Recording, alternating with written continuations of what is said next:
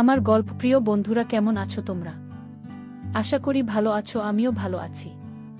তোমাদের মজা দিতে আমি আরও একটি মজার গল্প নিয়ে এসেছি। গল্পটি শুনলে তোমাদের রড দিয়ে ঝরনার মতো পানি বেরিয়ে আসবে।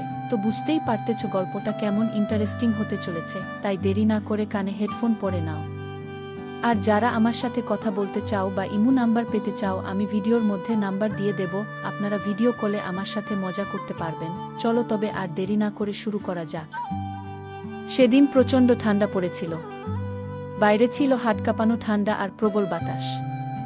আমার ঘরের জানালা ঠিকমতো বন্ধ হচ্ছিল না, তাই আমার ভাগ্নে এসে বলল, মামি, আমি আজ আপনার ঘরে থাকতে চাই। তার কথা শুনে আমি তাকে আমার বিছানার এক পাশে জায়গা করে দিলাম। রাত গভীর হতে তাপমাত্রা আরও কমতে শুরু করল। হঠাৎ সে বলল, মামি, ঠান্ডায় আর টিকতে পারছি না, আমি আপনার পাশে শোবো। আমি কিছু না ভেবে তাকে পাশে জায়গা দিলাম। তারপর মাঝরাতে হঠাৎ সে আমাকে, আমি অর্পিতা। আমি দেখতে অনেক সুন্দর ছিলাম। গায়ের রং ছিল একদমই ফর্সা। নিজের শরীরের অনেক যত্ন নিতাম, তাই আমার তেমন বয়স বোঝা যায় না। আমি সব সময় হালকা পোশাক বা ছোট আকারের পোশাক পরতে অনেক ভালোবাসতাম, যা আমাকে আরও অনেক আকর্ষণীয় করে তুলত। সেদিন আমি শহরের একটি পার্কের পাশে গিয়েছিলাম। পার্কের পার্কিং এলাকায় অনেক ভিড় ছিল। আমি একটু এগিয়ে দেখি, আমার পুরনো বান্ধবী সেখানে দাঁড়িয়ে আছে, আর তার ছেলে পাশে বসে রয়েছে।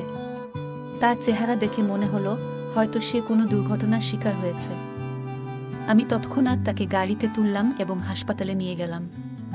তার অবস্থা খুব গুরুতর ছিল। হাসপাতালে পৌঁছে তাকে ভর্তি করালাম। ফর্ম পূরণ করার পর যখন আমি তার ছেলের পাশে বসলাম, তখন সে আমার দিকে তাকিয়ে মৃদু হেসে বলল, আপনি আমাদের জন্য যেন একজন দেবদূত হয়ে এসেছেন। ধন্যবাদ। ছেলেটির বয়স 15 হবে। সে হয়তো তখনও আমাকে চিনতে পারেনি। আমি তাকে বললাম, আমি তোমার মায়ের পুরনো বন্ধু। আমার এই কথা শুনে সে একটু স্বস্তি পেল। এরপর আমি তাদের পাশে থেকে যতটা সম্ভব সাহায্য করার চেষ্টা করলাম। সেদিনের সেই মুহূর্ত আমার জীবনে খুবই স্মরণীয় হয়ে থাকবে। এটা আমাকে আরও একবার মনে করিয়ে দিয়েছে জীবন কতটা অনিশ্চিত, আর সাহায্যের হাত বাড়িয়ে দেওয়া কতটা জরুরি। আমার নাম ঈশান।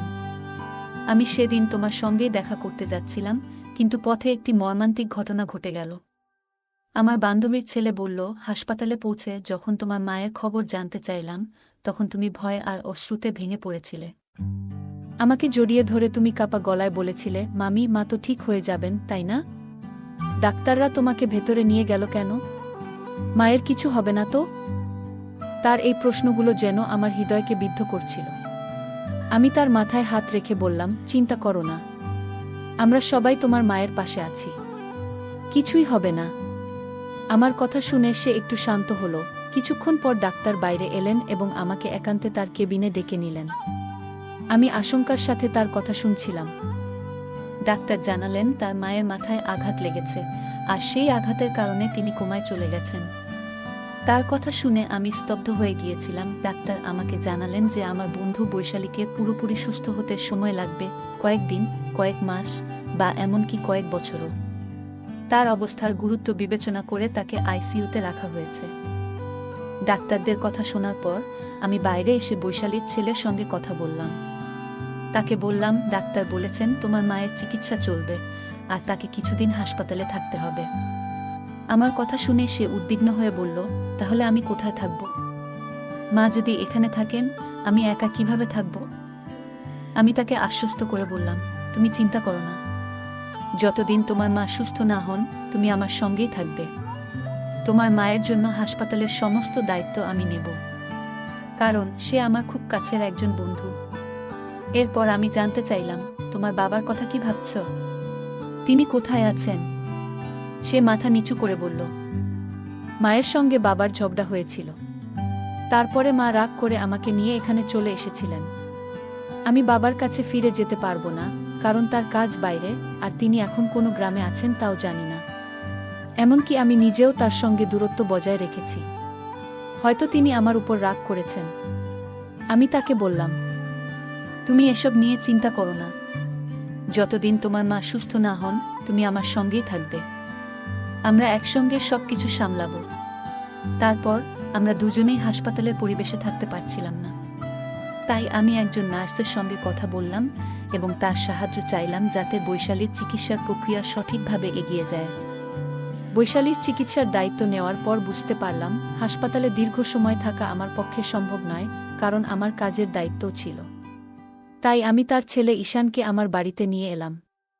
বাড়ি আসার পথে তার জন্য কিছু প্রয়োজনীয় পোশাক কিনে দিলাম, কারণ তার কাছে তেমন কিছুই ছিল না। সেদিন ঈশান খুবই মনমরা ছিল। রাতে আমি অনেকবার তার রুমের সামনে গিয়ে দেখেছি সে কেমন আছে। জানতাম সময়ের সঙ্গে সঙ্গে সে স্বাভাবিক হয়ে উঠবে। পরের কয়েকদিন আমি তাকে হাসপাতালে নিয়ে গিয়ে তার মায়ের সঙ্গে দেখা করিয়েছিলাম। এছাড়া বৈশালীর দেখভালের জন্য আমি হাসপাতালে নার্সদের সঙ্গে কথা বললাম এবং তাদের সাহায্যের জন্য অর্থ প্রদান করলাম, কারণ প্রতিদিন সেখানে যাওয়া আমার পক্ষে সম্ভব ছিল না। ধীরে ধীরে ঈশান আমার বাড়ির পরিবেশে মানিয়ে নিতে শুরু করল। তবে বাড়িতে দীর্ঘ সময় কাটাতে গিয়ে সে একটু একঘেয়েমিতে পড়ে যাচ্ছিল। আমি তাকে বললাম, ঈশান, পরের বছর তোমার কলেজ শুরু হবে। তোমার শরীরও ভালো আছে। তুমি যদি চাও তাহলে জিমে ভর্তি হতে পার। আমার পরিচিত একটি ভালো জিম আছে, সেখানে তোমার ভর্তি করিয়ে দিতে পারি। এছাড়া তুমি ডান্স ক্লাস বা মিউজিক ক্লাসেও যোগ দিতে পারো। এতে তোমার সময় ভালো কাটবে এবং একঘেয়েমি দূর হবে। প্রথমে সে দ্বিধা করলেও আমার উৎসাহে সে জিম এবং ক্লাসে যোগ দিল। ধীরে ধীরে সেখানে তার নতুন বন্ধুরা তৈরি হলো এবং তার মন ভালো হতে লাগল। ঈশান এখন নিজের জন্য আরও যত্ন নেওয়া শুরু করল। জীবন নিয়ে তার দৃষ্টিভঙ্গি ধীরে ধীরে বদলে যাচ্ছিল। আমার মনে হলো সে কেবল তার শৈশবের কঠিন সময়গুলো কাটিয়ে উঠছিল এবং তার সামনে একটি নতুন ভবিষ্যৎ অপেক্ষা করছিল। ঈশান ধীরে ধীরে আমার জীবনে একটি গুরুত্বপূর্ণ অংশ হয়ে উঠছিল। সে শুধু আমার কথা শুনে তা নয়, আমার প্রতিটি কাজেও সাহায্য করত। আমি দেখলাম জিমে যাওয়ার জন্য তার শরীরের সঠিক যত্ন নেওয়া খুবই জরুরি। তাই আমি প্রতিদিন তার জন্য পুষ্টিকর খাবারের ব্যবস্থা করতাম। এক রাতে আমি ঈশানের ঘরে দুধ নিয়ে যাচ্ছিলাম। হঠাৎ দরজার সামনে আমার পা পিছলে গেল এবং আমি মেঝেতে পড়ে গেলাম। ঈশান দ্রুত ছুটে এলো। সে আমাকে সাহায্য করে দাঁড় করালো এবং নিজের ঘরে নিয়ে গিয়ে আমাকে বিছানায় শুইয়ে দিল। তার এই সাহসিকতা এবং যত্নশীলতা দেখে আমি অবাক হয়ে গিয়েছিলাম। সে আমার হাত থেকে পড়ে যাওয়া দুধ পরিষ্কার করল এবং তারপর খুব যত্ন সহকারে আমার পায়ে মালিশ করতে শুরু করল। আমি তার দিকে তাকিয়েছিলাম। একটা 15 বছরের ছেলের মধ্যে এতটা পরিপক্কতা আমি কখনো ভাবিনি। আমার বয়স তখন 32। জীবনে এমন একজন মানুষ আগে কখনো দেখিনি যে এতটা যত্নশীল আর দায়িত্বশীল। ঈশান তার বয়সের তুলনায় অনেক বেশি পরিণত ছিল। তার কাজ করার ধরন, তার দায়িত্ববোধ সবকিছুতেই একটা বিশেষত্ব ছিল। পায়ে মালিশ করার সময় আমি মৃদু হেসে বললাম, ঈশান, আমি তো তোকে সবসময় ছোট মনে করতাম, কিন্তু আজ তুই প্রমাণ করলি যে তুই কতটা দায়িত্ববান। তোর এই পরিণত আচরণ আমাকে সত্যিই অবাক করেছে। সেদিন আমি প্রথম বুঝলাম, মানুষের বয়স নয়, তার মন এবং কাজ করার দক্ষতাই তাকে আলাদা করে তোলে। ঈশানের এই যত্নশীলতা আমার জীবনে নতুন এক সম্পর্কের ভিত্তি তৈরি করল, যা শুধুই বিশ্বাস এবং পারস্পরিক সম্মানের উপর দাঁড়িয়েছিল। ঈশান ধীরে ধীরে তার জীবনকে নতুন পথে নিয়ে যাচ্ছিল।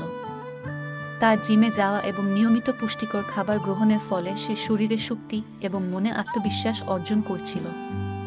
একদিন মজা করে আমি তাকে বললাম, ঈশান, এত শক্তি তোর কোথা থেকে আসে? তুই কি খাস যে এত তাড়াতাড়ি এত শক্তিশালী হয়ে গেছিস? সে হেসে বলল, মামি, আমি এখন আর ছোট নেই। আমি বড় হয়ে গেছি। তুমি আমাকে এবং আমার মাকে যেভাবে সাহায্য করেছেন তার জন্য আমি তোমার কাছে চিরকৃতজ্ঞ। আমি এখন তোমার জন্য কিছু করতে চাই। তার এই কথাগুলো আমাকে স্পর্শ করল। ঈশান তার কৃতজ্ঞতা প্রকাশ করার পাশাপাশি আমাকে সম্মানও জানাচ্ছিল। এরপর সে আমাকে বলল, মামি, যদি তোমার কোনো আপত্তি না থাকে, আমি রাতে তোমার ঘরে থাকতে পারি? যদি তোমার কোনো সাহায্যের প্রয়োজন হয়, আমি পাশে থাকব। ঈশান সত্যিই খুব যত্নশীল এবং সাহায্যপ্রবণ ছেলে। আমি তার প্রস্তাবে সম্মতি দিলাম। বাড়িতে আমি একাই থাকতাম, তাই আরামের জন্য হালকা পোশাক পরার অভ্যাস ছিল। ঈশান বাড়িতে থাকার সময়ও আমি আমার স্বাভাবিক অভ্যাসে কোনো পরিবর্তন আনিনি। রাতে ঈশান মৃদু স্বরে বলল, মামি, আমাদের জিম ক্লাসে অনেক মেয়ে আসে যারা স্টাইলিশ পোশাক পরে, কিন্তু আমি কখনো তাদের নিয়ে তেমন কিছু ভাবিনি, কারণ তারা তোমার থেকে তুলনামূলকভাবে কম সুন্দর মনে হয়। তুমি সত্যিই খুব সুন্দর। তোমার পরা পোশাক সব সময় তোমার ব্যক্তিত্বকে আরও আকর্ষণীয় করে তোলে। তার এই সোজাসাপটা এবং প্রশংসাসূচক কথা শুনে আমি মৃদু হেসে বললাম, তোর কথা শুনে ভালো লাগলো ঈশান। সেদিন আমি বুঝলাম ঈশান শুধু শারীরিকভাবে নয়, মানসিকভাবেও অনেক পরিণত হয়েছে। তার এই প্রশংসা এবং কৃতজ্ঞতার অনুভূতি আমাদের সম্পর্ককে আরও গভীর ও বিশ্বাসভিত্তিক করে তুলল। একদিন সন্ধ্যায় ঈশান আমার কাছে এসে বলল, মামি, তুমি আমার জন্য যা করেছ তার জন্য আমি সত্যিই কৃতজ্ঞ। আমি মৃদু হেসে তার মাথায় হাত বুলিয়ে বললাম, তুই এত প্রশংসা করিস না। এখন ঘুমিয়ে পড়, সকালে তোকে ক্লাসে যেতে হবে আর আমাকে অফিসে। ঈশান মিষ্টি হেসে আমাকে জড়িয়ে ধরে বলল, ধন্যবাদ মামি। তার এই আলিঙ্গনে ছিল গভীর কৃতজ্ঞতা। আমি তার এই অনুভূতিতে মুগ্ধ হলাম, কিন্তু আমার মনে হলো এটা শুধুই তার ভালোবাসা আর যত্নের বহিঃপ্রকাশ। পরের দিন সকালে আমি অফিস যাওয়ার আগে ঈশানকে তার ক্লাসে নামিয়ে দিলাম। সে সকালবেলায় ক্লাসে যেত আর বিকেলে জিমে। দিনগুলো এইভাবেই চলছিল। কিন্তু কয়েকদিনের মধ্যে আমি লক্ষ্য করলাম ঈশানের আচরণ কিছুটা বদলে গেছে। বিকেলে যখন আমি তাকে জিম থেকে আনতে যেতাম তখন সে তার বন্ধুদের সঙ্গে কথা বলতো, কিন্তু আমাকে দেখার সময় তার চোখে একটু অস্বস্তি লক্ষ্য করতাম। বাড়িতে ফিরেও তাকে কিছুটা উদাসীন ও বিরক্ত মনে হতো। একদিন আমি তাকে জিজ্ঞাসা করলাম, ঈশান, তুই এত চুপচাপ আর বিরক্ত কেন? কিছু হয়েছে? ঈশান একটু দ্বিধা করে বলল, মামি, সত্যি বলতে তুমি আমার এই চুপ থাকার কারণ। যখন তুমি আমাকে জিম থেকে নিতে আসো, আমার বন্ধুরা তোমাকে নিয়ে কথা বলে। তাদের কথা শুনে আমার খারাপ লাগে। আমি অবাক হয়ে বললাম, কেন খারাপ লাগে? ওরা কি বলে? ঈশান বলল, তারা তোমাকে নিয়ে মজা করে। শুধু আমার বন্ধুরা নয়, বড় ছেলেরাও তোমাকে দেখে। তুমি যেমন আসেন তেমনই থাকো। কিন্তু আমি চাই না তোমার দিকে কেউ তীর্যক দৃষ্টিতে তাকাক, কারণ তুমি আমার জীবনের এক বিশেষ মানুষ আর তোমাকে আমি সেভাবেই দেখি। তার এই কথা শুনে আমি বিস্মিত হলাম। ঈশানের মধ্যে যে একটা দায়িত্ববোধ আর সুরক্ষার অনুভূতি কাজ করছে তা আমাকে স্পর্শ করল। আমি তার কাঁধে হাত রেখে বললাম, তুই চিন্তা করিস না, আমি যেমন আছি তেমনই থাকব। তবে তুই এমন কোনো কিছুতে বেশি মন দিস না যা তোকে অস্বস্তি দেয়া। সেদিন বুঝলাম ঈশান শুধু বড় হওয়া নয়, মানসিকভাবে অনেক পরিণত হচ্ছে। তার এই যত্নশীলতা আমাকে তার প্রতি আরও মমত্ববোধে পূর্ণ করল। সেদিন সন্ধ্যায় ঈশান আমার কাছে এসে তার চিন্তাগুলো শেয়ার করছিল। তার মুখে একটা গভীর চিন্তার ছাপ ছিল। আমি তাকে জিজ্ঞাসা করলাম, তুই এত চিন্তিত কেন? ঈশান একটু ইতস্তত করে বলল, মামি, আমি আসলে বলতে চেয়েছিলাম যে তুমি শুধু আমার আপন। তার এই কথায় আমি একটু হেসে বললাম, এটা তো জানি, কিন্তু তুই এত সিরিয়াস হচ্ছিস কেন? ঈশান লজ্জায় একটু মাথা নিচু করে বলল, আমি আসলে তোমাকে খুব ভালোবাসি, কিন্তু মামি হিসেবে। তুমি আমাকে আর মাকে এত সাহায্য করেছ, সেটা আমি কখনো ভুলতে পারবো না। সেদিন রাতে সে আবার আমার ঘরে এসে ঘুমানোর বায়না করল। কিন্তু আগের দিন রাতে তার ঘুমানোর সময়কার অস্থিরতা দেখে আমি তাকে তার নিজের ঘরে ঘুমানোর কথা বললাম, তুই নিজের ঘরে ভালো করে ঘুমা, আমি তো পাশের ঘরেই আছি। পরের দিন অফিস থেকে ফিরে আমি ঈশানকে জিম থেকে আনতে গেলাম। আগের দিনের তার কথাগুলো মনে পড়ে গেল। একটু মজা করার জন্য আমি সেদিন একটু ভিন্ন পোশাক পরে গেলাম, যা আগের দিনের পোশাকের চেয়েও একটু ছোট হবে। যখন জিমের বাইরে দাঁড়িয়ে স্কুটির হর্ন বাজাচ্ছিলাম, ঈশান জানালা দিয়ে আমাকে দেখছিল। তার কয়েকজন বন্ধু তখন তার সঙ্গে ছিল। আমি তাকে একটু মজা করার জন্য চমকে দিতে চেয়েছিলাম। কিছুক্ষণ পর ঈশান দৌড়ে এসে আমার পেছনে বসে বলল, মামি, তুমি যা করছো সবই আমার জন্য স্পেশাল, কিন্তু তুমি এমন করে আমাকে আর চমক দিও না। তার এই সরল কথায় আমার মন ভরে গেল। ঈশান ধীরে ধীরে পরিণত হচ্ছিল। তার যত্নশীলতায় আমি প্রতিনিয়ত মুগ্ধ হচ্ছিলাম। এটাই ছিল আমাদের সম্পর্কের গভীর বন্ধন, যেখানে আমরা একে অপরের প্রতি মমতা ও ভালোবাসা দেখাতাম। আমরা তখন বাইকে ছিলাম। আমার মনে হচ্ছিল কিছু একটা অস্বাভাবিক ঘটছে, কিন্তু তেমন গুরুত্ব দেইনি। হঠাৎ সে আরও কাছে এসে আমাকে ধরে বসল। এক হাত রাখল আমার হাঁটুতে আর অন্য হাত কোমরে।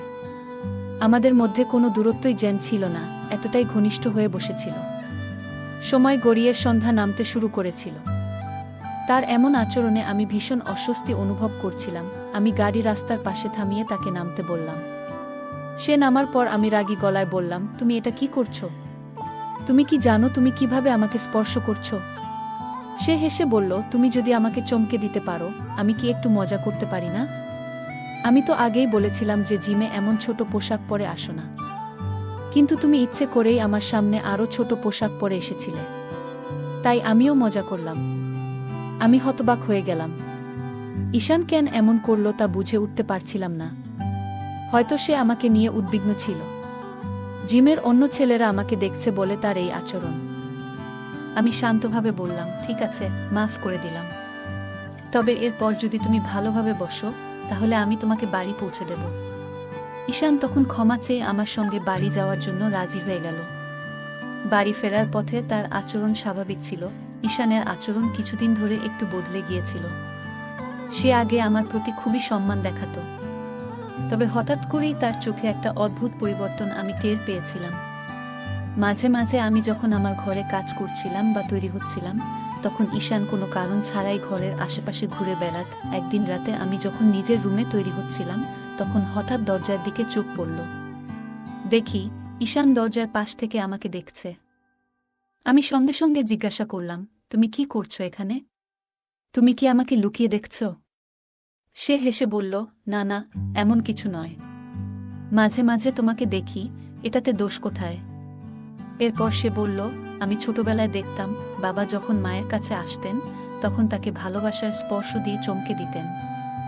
বাবা মায়ের চুলে হাত বুলিয়ে আদর করতেন এবং সেটা তাদের ভালোবাসার প্রকাশ ছিল। এইসব বলতে বলতে ঈশান আচমকা আমার কাছে এগিয়ে এলো এবং আমার হাত ধরে বলল, তোমার চুল খুব সুন্দর। বাবা মায়ের মতো সম্পর্ক সবাই চায়, তাই না? তার চোখে যেন কিছু অদ্ভুত ভাব ফুটে উঠছিল। আমি চুপচাপ দাঁড়িয়েছিলাম এবং তাকে বললাম, তোমার মাথায় ঠিক কি চলছে? এসব কথা এখনই বন্ধ করো। আমি একটু কড়া সুরে বলার পর ঈশান লজ্জিত মুখে সরে গেল এবং বলল, মাফ করো, আমি হয়তো ভুল করেছি। ঈশান আমার হাত ধরে বলল, মামি, তুমি জানো মা বাবার ভালোবাসা দেখে বড় হয়েছি। এখন মা এতদিন অসুস্থ থাকায় আমি সেই মুহূর্তগুলো আর দেখতে পাই না। আমি তাকে বুঝিয়ে বললাম, তোমার মা ঠিক হয়ে যাবে, সবকিছু আবার আগের মতো হয়ে উঠবে, তুমি ধৈর্য রাখো। পরের দিন রাতে ঈশান এসে বলল, মামি, আজ রাতে খুব ঠান্ডা পড়ছে, আমার ঘরের জানালা ঠিকমতো বন্ধ হচ্ছে না, এমন হলে আমি অসুস্থ হয়ে যাব, আজ রাতে তোমার রুমে থাকতে দাও না। আমি তাকে বললাম, তোমার ঘরের জানালাটা দেখে ঠিক করে দিই, কিন্তু সে আমাকে দেখতেও দিল না। সে জোর করে বলল, আমি তোমার রুমেই ঘুমাবো। ঠান্ডায় কাঁপতে কাঁপতে সে আমার পাশে এসে শুয়ে পড়ল। আমি কিছু বলার আগেই দেখলাম সে আমার কম্বলের ভেতরে ঢুকে গেছে। কম্বলের নিচে তার হাত আমার দিকে এগিয়ে এলো। সে ফিসফিসিয়ে বলল, মামি, তুমি জানো তুমি কত সুন্দর, কিন্তু তোমার জীবনে একটাই অভাব, সেটা হলো সঙ্গ। তুমি এমন একজন মেয়ে যার জীবন একা থাকা উচিত নয়। আমি শান্তভাবে তাকে বললাম, তুমি এখন শুয়ে থাকো, আমি সবকিছু ঠিক রাখব, তবে তোমার এই চিন্তা ভাবনা বন্ধ করো। ঈশান হঠাৎ করে আমার দিকে এগিয়ে এসে বলল, তোমার সৌন্দর্য আমাকে মুগ্ধ করে, আমি আর দূরে থাকতে পারছি না। আজ থেকে তোমার যত্ন নেওয়ার দায়িত্ব আমার। তার আচরণে আমি অবাক হয়ে গেলাম। সে আমার কাছে এসে ফিসফিসিয়ে কিছু বলতে চাইল, কিন্তু তার চোখে একটা অদ্ভুত দৃষ্টি ছিল। আমি সতর্ক হয়ে গেলাম। হঠাৎ বুঝতে পারলাম সে কিছু করতে চাইছে যা অস্বাভাবিক। আমি দ্রুত চিৎকার করে উঠলাম, ঈশান, তুমি কি করছো? এখান থেকে সরে যাও। আমার আওয়াজে পাশের ঘরে থাকা কুলদীপ উঠে এলো। লাইট জ্বালিয়ে সে পরিস্থিতি বুঝতে পারল। কুলদীপ ছিল ঈশানের বাবা, যার সাথে আমার গোপন সম্পর্ক ছিল। সে আমার পাশের ঘরেই আমার জন্য অপেক্ষা করছিল। কুলদীপ এগিয়ে এসে ঈশানকে বলল, তুমি এভাবে আচরণ করছো কেন? এটা কি ঠিক? ঈশান একটু থেমে বলল, আমি জানি না কেন, কিন্তু আমি নিজের আচরণ নিয়ন্ত্রণ করতে পারছি না। আমি কুলদীপের দিকে তাকিয়ে বললাম, তোমার ছেলের এই আচরণ আমার জন্য খুব অস্বস্তিকর। তুমি তার সাথে কথা বলো এবং বোঝাও যে এই ধরনের আচরণ গ্রহণযোগ্য নয়। কুলদীপ ঈশানকে নিয়ে বাইরে চলে গেল, আর আমি মনে মনে ভাবলাম, এমন পরিস্থিতি যাতে আর না হয় তার জন্য সবাইকে সতর্ক হতে হবে। ঈশান আমার দিকে তেড়ে এলো, কিন্তু তখনই কুলদীপ তাকে ধরে থামিয়ে দিল। ঈশান রাগে বলল, তোমার কথাগুলো শুনে আমি আর চুপ থাকতে পারছি না। তুমি জানো, কিছুদিন আগে আমার হাতে একটা চিঠি এসেছে। সেটা আমার মায়ের লেখা। যখন আমি সেটা পড়লাম তখন সবকিছু পরিষ্কার হলো। সে থেমে একটু গভীর নিঃশ্বাস নিয়ে বলল, গত কয়েক মাস ধরে মা বাবার মধ্যে অশান্তি চলছিল। শুরুতে আমি কিছুই বুঝতে পারছিলাম না, কিন্তু ধীরে ধীরে জানলাম বাবার জীবনে অন্য একজন নারী এসেছে। সেই কারণেই তাদের সম্পর্ক এতটা খারাপের দিকে গেছে। আমি স্তব্ধ হয়ে তার কথা শুনছিলাম। ঈশান বলল, মাকে জিজ্ঞেস করেছিলাম, কিন্তু মা কখনো বাবার সম্পর্কে খারাপ কিছু বলেনি। একদিন গার্ডেনে মা তোমার সঙ্গে কথা বলেছিল, সেটা আমি শুনেছিলাম। পরে যখন মায়ের অ্যাক্সিডেন্ট হলো, তখন হাসপাতালে থাকা অবস্থায় সেই চিঠিটার কথা জানলাম। আমি জানি তুমি সেই চিঠিটা লুকিয়ে রেখেছিলে। তার চোখে রাগ আর কষ্ট মিশেছিল। সে বলল, তোমার মতো মানুষদের কারণে মানুষ বিশ্বাস হারায়। তুমি কিভাবে অন্যের জীবনে এতটা নষ্টামি করতে পারো? তোমার মতো মানুষ কখনো কারো সত্যিকারের ভালোবাসা পেতে পারে না। আমার মা শেষ পর্যন্ত তোমার মতো একজনের কারণে এই অবস্থায় পড়েছে। আমি হতবাক হয়ে গেলাম, কিছু বলার ভাষা হারিয়ে ফেলেছিলাম। কুলদীপ তাকে শান্ত করার চেষ্টা করছিল। পুরো পরিস্থিতি এতটাই জটিল হয়ে উঠেছিল যে মনে হলো কিছু সম্পর্ক কখনো সহজে মিটমাট করা যায় না। সাম্প্রতিক সময়ে আমার মা এক ধরনের মানসিক অশান্তিতে ভুগছিল। তাকে প্রায়ই একটি ইনজেকশন নিতে দেখা যেত। আমি যখন কারণ জানতে চাইতাম, সে বলতো এটা একটা সাধারণ ক্যালসিয়াম ইনজেকশন। কিন্তু একদিন আমি ডাক্তারকে কথা বলতে শুনে বুঝতে পারি যে বিষয়টা মোটেই সাধারণ নয়। ডাক্তার জানিয়েছিলেন ইনজেকশনের কারণে তার শরীরে একাধিক সমস্যা তৈরি হয়েছে এবং এর ফলেই সে একদিন হঠাৎ করে অচেতন হয়ে পড়ে। সেখান থেকেই শুরু হয় তার আরও বড় সমস্যার পথচলা। এই ঘটনাগুলো আমাকে ভীষণ অবাক করে দেয়। তখন ঈশান বলে উঠল, আমার মা এতদিন ধরে যে সমস্যার মধ্যে দিয়ে যাচ্ছিলেন তার মূল কারণ তুমি তাকে এমন এক ভুল পথে নিয়ে গেছো যেখান থেকে সে আর ফিরে আসতে পারেনি। এই হাই ডোজ ইনজেকশনই তাকে শেষ পর্যন্ত কোমায় পাঠিয়েছে। আমি চুপচাপ দাঁড়িয়েছিলাম। সত্যি বলতে আমার ভিতর এক ধরনের অপরাধ বোধ ছিল। ঈশান আরও বলল, আমি মায়ের ব্যাগ থেকে সেই ইনজেকশন পেয়েছি। মা শুধু ভুক্তভোগী, তার নিজের কোনো দোষ ছিল না। কিন্তু তোমার ভুলের শাস্তি আজ সে পেয়েছে। এখন সময় এসেছে তুমি নিজেও সেই শাস্তি পাও। তার এই কথাগুলো আমাকে স্তব্ধ করে দিল। আমি বুঝতে পারছিলাম না কি বলবো। আমার মুখ থেকে শব্দ বের হচ্ছিল না। সত্যি বলতে আমিও অনেক বড় ভুল করেছি। তবে এই ভুলের জন্য আমি একা দায়ী নই। কুলদীপও সমানভাবে জড়িত। আমি কুলদীপের প্রতি পাগলের মতো আসক্ত ছিলাম। যদিও জানতাম সে বিবাহিত, তবুও তাকে ছেড়ে যেতে পারিনি। আমাদের সম্পর্কের জটিলতা বাড়তেই থাকে। একসময় আমি ঈশানকে তার মায়ের অভাব পূরণের প্রতিশ্রুতি দিয়েছিলাম এবং কুলদীপও তার স্ত্রী থেকে দূরে থাকার সিদ্ধান্ত নিয়েছিল। কিন্তু বিধাতা যেন আমাদের জীবনে অন্য কিছু লিখেছিলেন। একদিন কুলদীপ আমার দেওয়া আংটিটা ফিরিয়ে দিয়ে বলল, আজ থেকে আমি আমার স্ত্রী এবং ছেলের কাছে ফিরে যাব। আমি তাদের অনেক কষ্ট দিয়েছি, এবার তাদের জন্য কিছু করব। আমাদের সম্পর্ক এখানেই শেষ। আমি কুলদীপের কথা শুনে বোবা হয়ে গিয়েছিলাম। আমাদের জীবনে ঘটে যাওয়া ঘটনাগুলো যেন একটি শিক্ষার মতো ছিল। কিছু সম্পর্ক কখনো মেরামত করা যায় না। কুলদীপ বলল, আমি আর আমার ছেলেকে কোনো দুঃখ দিতে চাই না। যদি আবার তাদের কষ্ট দিই তবে ঈশ্বর আমাকে ক্ষমা করবেন না। আমার স্ত্রী আমাকে এমন এক অপরাধী বানিয়েছে যার বোঝা আর আমি বহন করতে পারছি না। তুমি দয়া করে আমার জীবন থেকে সরে যাও। আর কখনো কোনো বিবাহিত মানুষের সঙ্গে সম্পর্ক গড়ে তুলো না। সেদিন কুলদীপ আমাকে ছেড়ে চলে গেল। আমি আবার একা হয়ে পড়লাম। আমার এই একাকিত্বের পেছনে ছিল আমার নিজের স্বার্থপরতা আর মিথ্যা অহংকার। আমি এতটাই কুলদীপের প্রেমে অন্ধ হয়ে গিয়েছিলাম যে কখনো ভাবিনি তার স্ত্রী আর সন্তান আছে। আমি যদি কুলদীপের জীবনে প্রবেশ করি তবে তার পরিবারের কি হবে, এই কথাগুলো আগে ভাবলে হয়তো আজ আমাকে এই অনুশোচনার ভার বইতে হতো না। কুলদীপ তার পরিবারের কাছে ফিরে গেল, কিন্তু আমার হৃদয় থেকে তাকে সরানো সম্ভব হলো না। আমি নিজেও জানতাম না এই একতরফা প্রেম আমাকে কোথায় নিয়ে যাবে। মানুষ সবসময় অন্যের থেকে কিছু ছিনিয়ে নিতে চায়, কিন্তু এর ফলে সে কখনোই সুখী হয় না। হোক সেটা খাবারের টুকরো বা কারো ভালোবাসা। যতই হিংসা করো, ঈশ্বর ততই আমাদের আরও অসন্তুষ্ট রাখেন। আজকের এই গল্প থেকে আমরা শিখি যে সত্যিকারের অধিকার যার, সে তা একদিন ফিরে পায়। আর অন্য কারো সুখ কেড়ে নেওয়ার চেষ্টা করলে তার ফলাফল কখনোই ভালো হয় না। কুলদীপ তার প্রকৃত অধিকার ফিরে পেল, আর অর্পিতা একাকিত্বে ডুবে গেল।